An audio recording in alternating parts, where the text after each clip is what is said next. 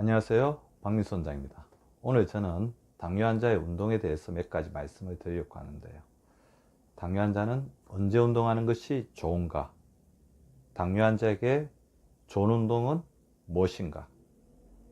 과연 당뇨 환자는 운동을 할 때 무엇을 먹고 운동하면 건강에 이로운가? 이 세 가지를 말씀드리려고 하는데요.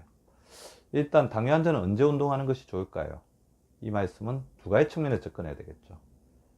당뇨 환자가 아무래도 이제 예민한 질병이다 보니까 위험성이 없게 운동을 해야 되는 거 하나하고, 당뇨에서 가장 중요한 게 뭡니까? 바로 인슐린이죠. 인슐린의 기능을 좋게 하는 쪽으로 운동을 해야 합니다. 이 이야기는 당뇨 환자뿐만 아니라 당뇨 전 단계, 당뇨 환자들의 혈당은 뭐예요? 공복 혈당 125 이상, 식후 혈당 200 이상. 당뇨 전 단계는 100 이상이면 그때부터 주의해서 들어야 되는 이야기니까 반드시 잘 챙겨 들으셔야 됩니다.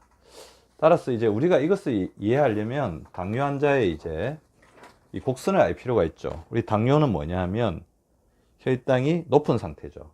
당뇨 환자들이 대부분 이제 식사를 하실 때 보면 이렇게 고혈당 음식을 먹게 되는데, 고혈당 음식을 먹게 되면 다시 저혈당이 빠지죠.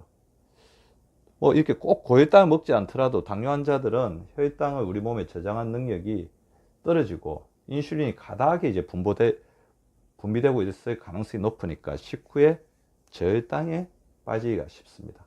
자, 식후 저혈당. 그래서 제일 위험할 때가 어딜까요? 자, 우리가 식사를 했을 때입니다.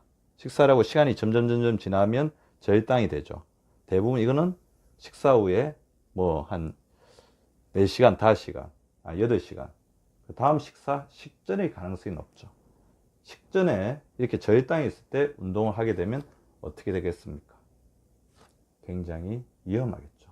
저혈당 쇼크가 올 수 있습니다. 따라서 당뇨 환자가 운동을 한다고 한다면 식사를 하고 나서 혈당이 오를 때, 따라서 저혈당으로 인한 쇼크 위험이 없을 때 운동을 해주는 게 맞으니까, 저는 이제 식후 이제 30분을 많이 이제 권장을 드리는데요. 식후 30분에서 2시간 사이. 왜 그럴까요? 뭐 저혈당 쇼크에 빠질 위험도 없지만, 우리 당뇨를 관리하는데 가장 중요한 호르몬이 뭔지 아시죠? 인슐린이죠. 인슐린 호르몬이 우리 몸속에 들어온 혈당을 세포 속에 집어넣는 일을 하는데, 그 혈당이 지나치게 많이 우리 몸속에 들어오게 되면 인슐린이 굉장히 과로하게 되고, 그러면서 인슐린 기능이 떨어지는 인슐린 저항성 상태가 되는 거죠. 그게 바로 당뇨. 인슐린이 우리 몸에 있는 혈당을 세포 속으로 집어넣지 못하고 피 속에 많이 돌아다니다가 소변으로 빠져나오는 게 말 그대로 당뇨죠. 따라서 언제 운동을 해주는 게 좋겠습니까? 따라서 인슐린에 휴식을 줄 수 있는 시간, 식사를 하고 나서 30분부터 2시간 사이에 인슐린이 막 이렇게 고되게 우리 몸에 있던 혈당을 낮추기 위해서 노력을 할 때 운동을 해주면, 그때 우리 인슐린은 휴식을 얻을 수가 있다는 것입니다.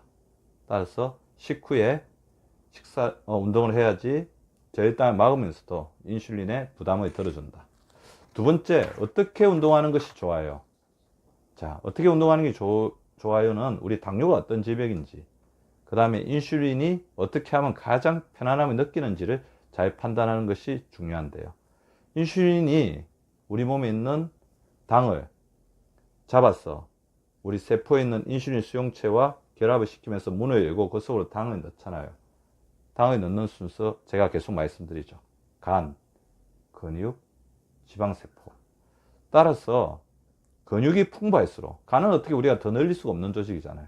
근육이 풍부할수록 인슐린은 쉽게 자신이 집어넣을 수 있는 자신의 안식처, 창고를 가지게 됩니다. 그 인슐린을 혼란스럽게 하지도 않고 인슐린을 고생시키지도 않는 거죠. 따라서 근육 운동을 잘 해주는 것이 중요하죠. 더불어서 당뇨는 이제 무슨 병입니까? 혈관 속에 당이 이제 지나치게 높아지면서 혈관을 못으로 찌르는 것처럼 혈관의 때가 당뇨 질환, 혈관 질환이죠. 따라서 혈관을 건강하게 하려면 심장이 뛰고 혈관이 이렇게 줄렁줄렁 우리 혈액의 순환이 규칙적으로 빨라지게 하는 유산소 운동이죠. 그래서 당뇨 환자는 저는 반드시 근력 운동과 유산소 운동을 반반씩 하라고 말씀을 드립니다. 반반이 좀 지겨우면 3대 7. 그러니까 뭐 혈압이 좀 있다든지 그러면 근력 운동 3, 유산소 운동 7. 그래서 균형 잡히게 해서 근육도 늘려주고 우리 혈관에 어떤 긍정적인 부하도 주는 유산소 운동, 그러니까 숨찬 운동과 땀난 운동을 골고루 하는 것이 바람직합니다. 당뇨 환자는 어떻게 먹고 운동하는 것이 좋을까요? 아까 제가 말씀드렸죠. 근력 운동을 해야 됩니다. 근력 운동을 하는 이유가 뭐죠? 근육을 형성시키기 위해서, 근육의 질을 좋게 하기 위해서 근력 운동을 하는 거죠. 그래서 양질의 단백질을 반드시 섭취를 하셔야 됩니다. 제가 고기를 먹으라고 하면 지방을 먹으면 안 되잖아요. 그런 말씀을 하시는데 단백질을 드시라는 거죠. 동물성 단백질, 고기에 있는 동물성 단백질을 골고루 섭취하시고 지방은 잘 가려내시는데 그래도 불안하다면 그때 식이섬유, 채소를 같이 드셔주시면 되고요. 더불어서 이제 우리가 당뇨 환자의 가장 큰 문제가 뭐냐면 아까 이렇게 될 때 위험하잖아요. 이렇게 될 때는 저혈당이 올 수 있죠. 언제 이럴까요? 혈당 지수가 높은 음식들입니다. 혈당 지수가 높은 음식을 먹으면 이렇게 혈당이 올라갔다가 밑으로 내려가고 이 저혈당일 때 운동을 하기, 이렇게 혈당이 떨어지는 어떤 순간 되면 운동을 하면서도 여러 가지 어지러움증이나 어떤 그런 어떤 부작용도 경험할 수가 있습니다.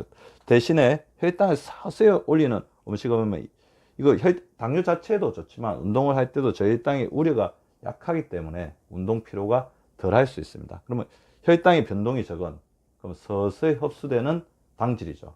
그것을 복합당질, 고급당질이라고 그러는데요. 혈당을 서서히 올리는 음식은 어떤 게 있을까요? 전체 식품이죠. 그러니까 현미나 찹쌀처럼 전체적으로 먹는 식품. 그 다음에 잘 이렇게 흡수가 천천히 되는 식품. 뭐 껍질채 먹는 어떤 음식, 과일 같은 경우 그런 껍질채 먹는 음식, 그 다음에 채소처럼 저항성 전분이 있어서 혈당을 확 올리지 않는 그런 음식들이 좋을 것 같고요. 특히 그렇다면 위험한 음식은 반대로 이야기하면 아까처럼 혈당 확 올린 지나치게 정제가 많이 된 탄수화물이나 인스턴트 음식 같은 경우는 위험할 수가 있겠죠. 오늘 제가 당뇨 환자의 운동법에 대해서 말씀을 드렸는데요.